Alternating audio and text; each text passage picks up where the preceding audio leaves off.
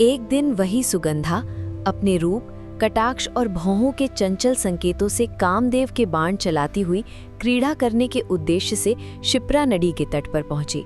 वहां पहुंचकर उसने उस मनोहर नदी का दर्शन किया जिसकी सेवा अनेक ऋषि मुनि किया करते थे। उस पवित्र स्थान पर अनेक ब्राह्मण ध्यान में लीन थे। कुछ ब्राह्मण जप कर रहे थे, कुछ वेदों और पवित्र शास्त्रों के स्वाध्याय में तल्लीन थे और कुछ भगवान श्रीहरि विष्णु की श्रद्धापूर्वक पूजा कर रहे थे। उन्हीं महान ऋषियों के मध्य उसकी दृष्टि महर्षि वशिष्ठ पर पड़ी। जैसे ही उसने महर्षि वशिष्ठ का दर्शन किया, उसी क्षण उसके भीतर एक अद्भुत परिवर्तन होने लगा। केवल उनके दर्शन मात्र से उसकी बुद्धि धर्म की ओर प्रवृत्त हो गई। अब तक जिन विषय भोगों में उसका जीवन बीत रहा था, उन्हीं विषयों के प्रति उसके मन में वैराग्य उत्पन्न हो गया। उसे अपनी समस्त पापों का स्मरण होने लगा। वह अत्यंत विनम्र होकर बार बार अपना सिर झुकाकर महर्षि वशिष्ठ को प्रणाम करने लगी।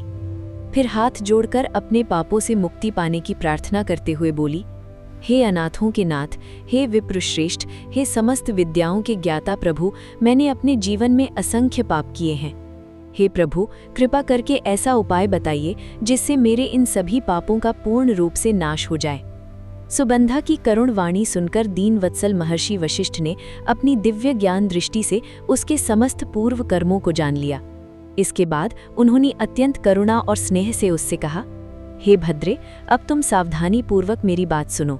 मैं तुम्हें ऐसा महान पुण्यप्रद उपाय बताता हूँ जिसके प्रभाव से तुम्हारे समस्त पाप पूर्णतः नष्ट हो जाएंगे।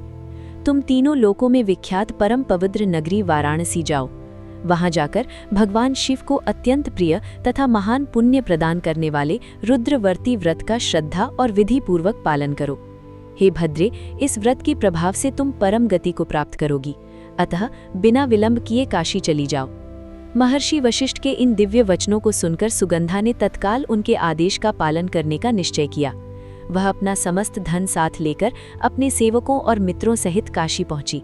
वहां जाकर उसने महर्षि वशिष्ठ द्वारा बताए गए समस्त नियमों और विधियों के अनुसार श्रद्धापूर्वक रुद्रवर्ती व्रत का पालन आरंभ किया। उसने पूरे मन, श्रद्धा और भक्ति के साथ भगवान शिव की आराधना की।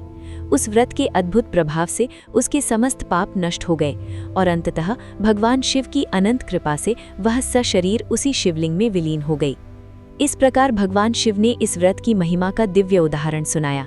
इसके पश्चात भगवान शिव बोले, हे सनत कुमार, जो स्त्री इस परम दुर्लभ और महान रुद्रवर्ती व्रत का श्रद्धापूर्वक पालन करती है, वह जिस भी अभीष्ट वस्तु की इच्छा करती है उसे वह निःसंदेह प्राप्त होती है।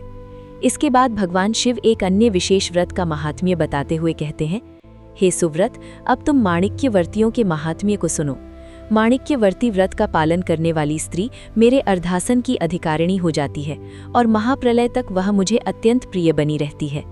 इसके बाद भगवान शिव इस व्रत के उद्यापन की विधि बताते हुए कहते हैं, उद्यापन के समय चांदी से निर्मित नंदीश्वर की मूर्ति के ऊपर पार्वती सहित सुवर्णमय भगवान शिव की प्रतिमा स्थापित करनी चाहिए। उस प्रतिमा को जल से भरे हुए कलश के ऊपर स्थापित करके विधि पूर्वक पूजन करना चाहिए। रात्रि में भगवान शिव के नाम का कीर्तन करते हुए जागरण करना चाहिए। प्रातःकाल होने पर किसी पवित्र नदी अथवा निर्मल जल में स्नान करके शुद्ध और पवित्र होना चाहिए। इसके बाद 11 ब्राह्मणों सहित आचार्य का आदर पूर्वक वरण करना चाहिए। तत्पश्चात रुद्र सूक्त, गायत्री मंत्र अथवा मूल मंत्र के द्वारा घृत, खीर तथा बिल्व पत्रों की आहुति देकर होम करना चाहिए। इसके बाद पूर्णाहुति देकर होम का समापन करना चाहिए। फिर आचार्य तथा अन्य ब्राह्मणों का विधि पूर्वक पूजन करना चाहिए। इसके पश्चात सपत्नीक 11 श्रेष्ठ ब्राह्मणों को श्रद्धापूर्वक भोजन कराना चाहिए। भगवान शिव कहते हैं, जो कोई भी स्त्री इस प्रकार श्रद्धा और विधि पूर्वक इस व्रत का पालन करती है, वह समस्त पापों से मुक्त हो जाती है। तत्पश्चात विधि पूर्वक कथा का श्रवण करना चाहिए। फिर पूजा में स्थापित की गई समस्त सामग्री श्रद्धा पूर्वक ब्राह्मणों को दान कर देनी चाहिए। भगवान शिव कहते हैं, ऐसा करने से साधक को निश्चित रूप से 1000 अश्वमेध यज्ञों के समान महान पुण्य फल प्राप्त होता है। और इसी के साथ श्री स्कंद पुराण के अंतर्गत ईश्वर सनत कुमार संवाद में वर्णित श्रावण मास महात्म्य का यह चतुर्थ अध्याय, जिसमें धारण पारण व्रत, मास उपवास तथा रुद्रवर्ती व्रत का महात्म्य वर्णित है, पूर्ण होता है। प्रिय भक्तों, आज की इस दिव्य कथा में हमने भगवान शिव द्वारा बताए गए धारण पारण व्रत, मास उपवास तथा रुद्रवर्ती व्रत तथा माणिक्यवर्ती व्रत के अद्भुत महात्म्य का श्रवण किया। हमने यह भी जाना कि सच्चे पश्चाताप, श्रद्धा और भगवान शिव की भक्ति से सबसे बड़ा पापी भी पवित्र बन सकता है।